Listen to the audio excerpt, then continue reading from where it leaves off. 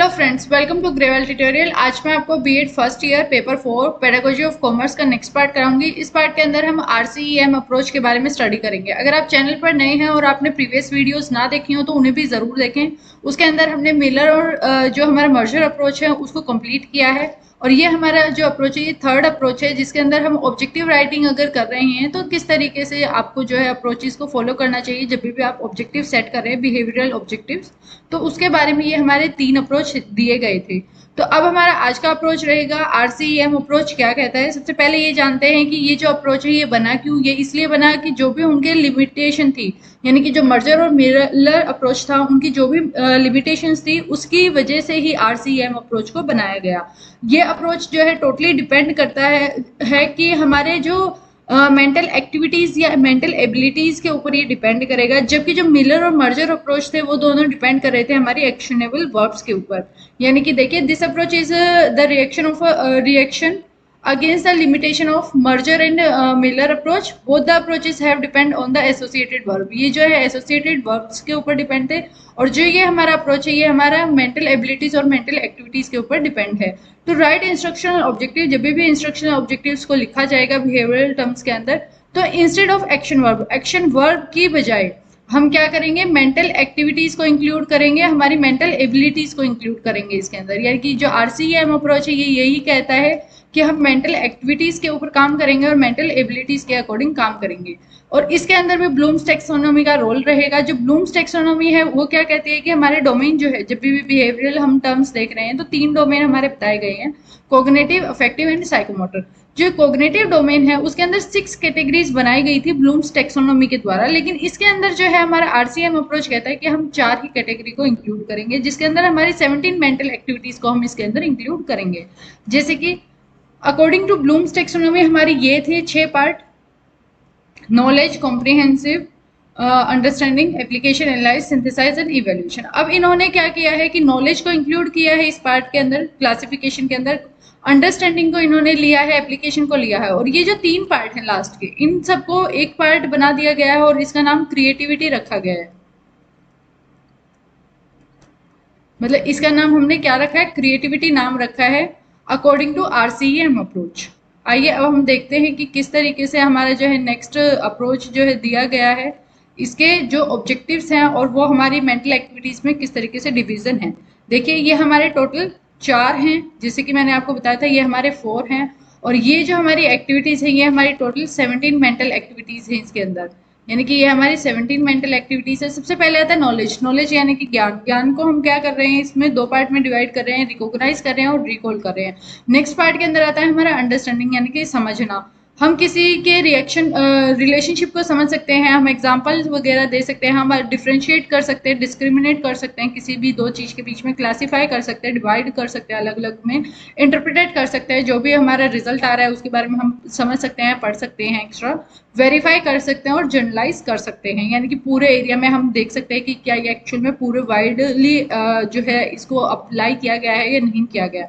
Next आता है application. Application यानी कि इसमें हम रीजन आउट करते हैं कि ये अगर कुछ भी चीज़ होती है तो वो किस तरीके से होगी, क्यों होगी, ये रीजन आउट होता है। हम जो है फॉर्मुलेट हाइपोथेसिस, हम हाइपोथेसिस बनाते हैं। हाइपोथेसिस का मतलब क्या होता है कि जो भी हम काम कर रहे हैं, जैसे कि कुछ रेन के बारे में है कि आज कल बारिश होगी, हम ये मानते हैं, तो ये हमारी क्या है, हाइपोथेसिस है, एस्टेब्लिश हाइपोथेसिस। अब हम देखते हैं एक्चुअल में कि कल बारिश होगी या नहीं होगी, तो उसके लिए एक हमारा नल हाइपोथेसिस होता है और एक हमारा जो है अल्टरनेट हाइपोथेसिस होता है। जो नल हाइपोथेसिस है वो कहता है कि हाँ कल बारिश होगी, और अल्टरनेट हाइपोथेसिस ये कहता है कि कल बारिश नहीं होगी। तो नेक्स्ट आता है हमारा इन्फर करना, यानी कि एंड का कंक्लूजन फाइंड आउट करना, और लास्ट वन इज प्रिडिक्ट करना, प्रिडिक्शन लगाना कि आगे जाके क्या होने वाला है। नेक्स्ट आता है हमारा क्रिएटिविटी। क्रिएटिविटी के अंदर मैंने जैसे कि आपको बताया था कि ब्लूम्स टेक्सोनोमी ने इनको एनालाइज, सिंथेसाइज और इवैल्यूएशन को अलग अलग पार्ट्स के अंदर क्लासीफाई किया है, लेकिन जो आरसीएम अप्रोच है इन्होंने इकट्ठा ही एनालाइज, सिंथेसाइज एंड इवैल्यूएशन को क्रिएटिविटी माना है। तो इन तीनों चीजों को इसके अंदर इंक्लूड किया गया है। नेक्स्ट पार्ट जो आता है वो है हमारा आरसीएम अप्रोच। 17 स्टेटमेंट्स के बारे में बात करता है। अब हमारे 17 हम एग्जांपल्स के थ्रू पढ़ना चाहेंगे। जैसे कि नॉलेज ऑब्जेक्टिव, नॉलेज ऑब्जेक्टिव के अंदर यानी कि स्टूडेंट के अंदर एबिलिटी होती है कि वो रिकॉग्नाइज आसानी से कर सकता है, किसी भी चीज़ को पहचान सकता है, रिकॉल कर सकता है, यानी कि अगर उसने कुछ चीज़ को लर्न किया हुआ है, सीखा हुआ है, तो वो उसको इजीली रिकॉल कर सकता है। नेक्स्ट आता है हमारा अंडरस्टैंडिंग ऑब्जेक्टिव। इसके अंदर स्टूडेंट के अंदर एबिलिटी होती है कि वो रिलेशनशिप फाइंड आउट कर सकता है, किसी भी दो ऑब्जेक्ट्स के अंदर, किसी भी दो बुक्स के अंदर रिलेशनशिप वो इजीली फाइंड आउट कर सकता है। नेक्स्ट आता है स्टूडेंट के अंदर एबिलिटी होती है कि वो एग्जांपल अपने आप खुद अगर उसने अच्छे से लर्निंग किया है तो वो एग्जांपल वगैरह सेट कर पाएगा। नेक्स्ट वन इज ये डिस्क्रिमिनेट कर सकते हैं, यानी कि ये दो कोई भी दो चीज़ें दी गई हैं, जैसे कि मान लेते हैं एग्जांपल कोई भी हमारे फ्रूट्स दिए गए हैं और वेजिटेबल दिए गए हैं, तो ये इजीली जो है बता सकते हैं कि कौन सी चीज़ फ्रूट है, कौन सी वेजिटेबल है, यानी कि वो डिफ्रेंशिएट इजीली कर सकते हैं। स्टूडेंट के अंदर एबिलिटी होती है क्लासीफाई करने की, कि जैसे कि नाम दिए गए हैं बहुत सारे फ्रूट्स के और अलग से नेम दिए गए हैं बहुत सारे वेजिटेबल्स के, और उनको अगर कहा जाए कि इनको अलग अलग करो, तो उनके अंदर ये एबिलिटी होती है कि वो क्लासीफाई इजीली कर सकते हैं। नेक्स्ट वन इज इंटरप्रिटेट करना, यानी कि जो भी हमारा एंड कंक्लूजन आता है उसके बारे में पता लगाना, उसका आंसर प्रॉपर वे से फाइंड आउट करना और कंक्लूड करना उसको, ये भी उसके अंदर उनको अच्छे से उनके अंदर एबिलिटी दी गई है। नेक्स्ट आता है student have the ability to verify, verify कर भी सकते हैं बच्चे, अगर उनको कोई सम वगैरह करने के लिए दिया गया है, क्वेश्चन वगैरह सॉल्व करने के लिए, तो वो इजीली वेरीफाई भी कर सकते हैं। नेक्स्ट वन इज जर्नलाइज, यानी कि वो कहीं पर भी उस चीज़ को ये देख सकते हैं कि क्या ये एक्चुअल में अप्लाई की जा रही है या नहीं की जा रही, क्या इसको ओवरऑल पूरे मतलब कि वर्ल्ड के अंदर फॉलो किया जा रहा है या नहीं किया जा रहा है, वो जर्नलाइज भी कर सकते हैं। Third one is application objective. Application objective के अंदर स्टूडेंट के अंदर एबिलिटीज होती हैं किसी भी चीज के बारे में रीजन आउट करने की, यानी कि क्वेश्चन वगैरह पूछने की, वो इजीली पूछ सकते हैं, पुट कर सकते हैं। नेक्स्ट वन आता है फॉर्मुलेट हाइपोथेसिस। वो हाइपोथेसिस क्रिएट कर सकते हैं, जैसे कि मैंने एग्जांपल दिया कि कल बारिश होगी, तो ये उनकी एक तरीके से हाइपोथेसिस है। और उसके बाद हमारा आता है एस्टेब्लिश हाइपोथेसिस। वो हाइपोथेसिस एस्टेब्लिश कर सकते हैं, H0 यानी कि नल हाइपोथेसिस, H1 यानी कि alternate hypothesis. Next one is student के अंदर क्या है, इन्फर कर सकते हैं, यानी कि वो कंक्लूड कर सकते हैं कि हमारा एंड रिजल्ट वगैरह क्या रहता है, और प्रिडिक्ट कर सकते हैं कि आगे आने वाले टाइम में क्या हो सकता है। Next one is creative objective. Creative objective के अंदर बच्चे के अंदर एनालाइज करने की एबिलिटी होती है। बच्चा जो है आसानी से चीज़ों को समझ सकता है कि किस तरीके से हमें इसको पढ़ना चाहिए, वो एनालाइज कर सकता है। एग्जाम आ रहे हैं तो उससे पहले वो इजीली पता लगा सकता है। सिंथेसाइज भी बच्चे इजीली कर सकते हैं, और साथ के साथ वो इवेल्युएट भी, यानी कि क्या उनका एंड रिजल्ट है, वो ये भी पता लगा सकते हैं। सिंथेसाइज का यहाँ पर मतलब ये है कि वो एक दूसरे से किस तरीके से जो है एलिमेंट, जो अलग अलग एलिमेंट है, वो मिलकर क्या चीज़ें क्रिएट कर रहे हैं और क्या उनका एंड रिजल्ट रहता है, वो कंक्लूड आसानी से कर सकते हैं। Next one is how to write objective in RCM approach. RCM approach में आप किस तरीके से ऑब्जेक्टिव्स को लिख सकते हैं। तो सबसे पहले आता है स्टूडेंट को जो है सबसे पहली चीज ध्यान देनी चाहिए कि जब वो एंट्री कर रहे हैं क्लासरूम में, तो उनका बिहेवियर किस तरीके का है, यानी कि एंट्री बिहेवियर उनको अपना नोटिस करना होगा।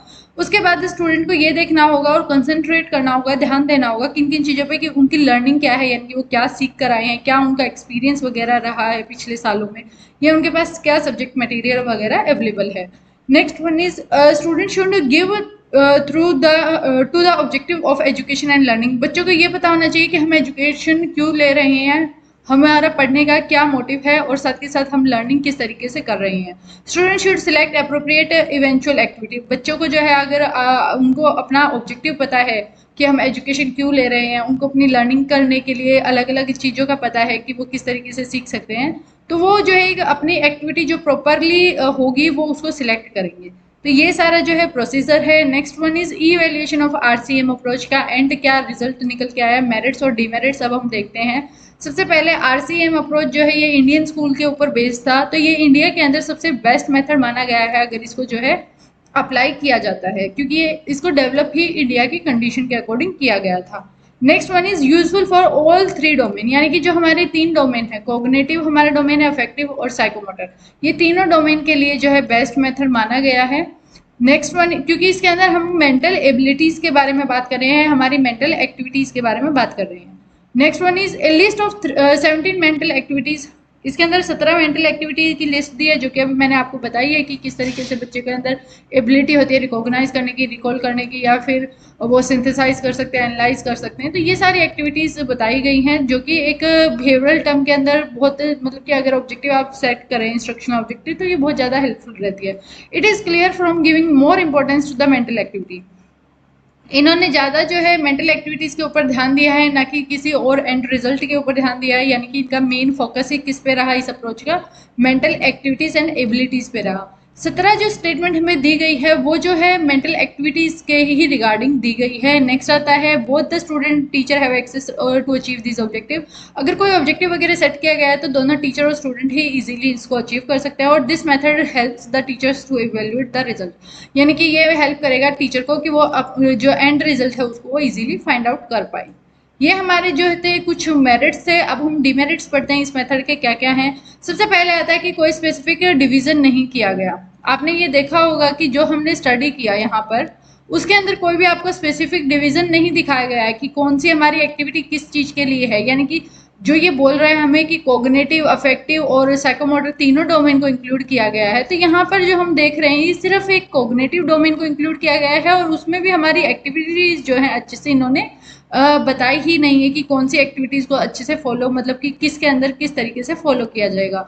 सेकंड आता है, a list of 17 statement has been given, it is difficult to interpret the change in the student behaviour. ये 17 स्टेटमेंट तो हमें दी गई हैं कि बच्चा रिकॉग्नाइज कर सकता है, रिकॉल कर सकता है, ये हमें दिया गया है, लेकिन ये बहुत ही डिफिकल्ट चीज है।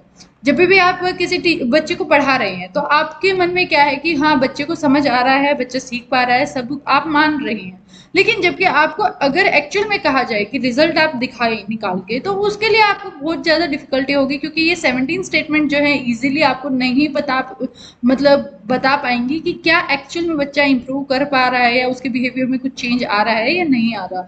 Next one is list of cognitive and creativity is very short, यानी कि जो हमारी लिस्ट दी गई है, जैसे कि कॉग्निटिव डोमेन जब हमने मिलर अप्रोच या मर्जर अप्रोच किया उसमें जो है ये एक्टिविटीज़ की लिस्ट बहुत ज़्यादा लंबी थी। जैसे कि आपने प्रीवियस वीडियो देखी हो तो उसमें टेबल्स दी गई थी, तो उस टेबल के अंदर जो एक्टिविटीज़ दी गई थी, एक्शन वर्क दी गई थी, वो बहुत ज़्यादा लंबी थी, लेकिन यहाँ पर बहुत ज़्यादा शॉर्ट है, जो कि एक क्या है, लिमिटेशन इसके अंदर माना गया है। Next one is this approach can not achieve the objective related to the development of skills. इसके अंदर कहीं पर भी स्किल्स को डेवलप करने की बात नहीं की गई, सिर्फ यहाँ पर मेंटल एबिलिटीज और मेंटल एक्टिविटीज की बात की गई है, यानी कि सिर्फ एक्टिविटीज और एबिलिटीज की बात की गई। तो इन्होंने क्या किस चीज़ को अवॉइड कर दिया, यहाँ पे स्किल्स को डेवलपमेंट, जो स्किल की डेवलपमेंट है उसको अवॉइड किया। नेक्स्ट वन आता है very difficult to link the element of the subject material with mental activity और एबिलिटीज। सबसे बड़ी चीज़ यही है कि 17 एक्टिविटीज़ दी गई हैं, 17 हमें स्टेटमेंट दी गई हैं, लेकिन उनको सब्जेक्ट मैटर के साथ रिलेट करना बहुत ज़्यादा डिफिकल्ट है। एक टीचर किस तरीके से हर बच्चे के बारे में पता लगा सकता है कि ये रिकॉल कर रहा है या नहीं कर रहा है, इसको रिकॉग्नाइज हो रहा है नहीं हो रहा, ये आसानी से जो है हाइपोथेसिस क्रिएट कर पा रहा है या नहीं कर पा रहा। तो ये एक जो बहुत ज़्यादा लेंथी प्रोसेस है, और मेंटल एक्टिविटीज़ के साथ हम इसको ईजिली जो है रिलेट नहीं कर सकते, यानी कि टीचर उसको रिलेट नहीं कर सकता, जो कि एक बहुत बड़ा डीमेरिट है। नेक्स्ट आता है it is wrong to presume that the human learning can be explained with 17 mental activities. ये सबसे बड़ा है कि क्या हम सिर्फ 17 एक्टिविटी से डिसाइड कर सकते हैं कि बच्चे का बिहेवियर कैसा है, या बच्चे के अंदर मेंटल एबिलिटीज उनकी कितनी है, या वो कैसी एक्टिविटी कर पा रहे हैं। तो ये एक तरीके से बहुत ही गलत चीज़ है कि हम सिर्फ 17 स्टेटमेंट्स को इंक्लूड करें और उससे पता लगाएं कि आपका बिहेवियर कैसा है।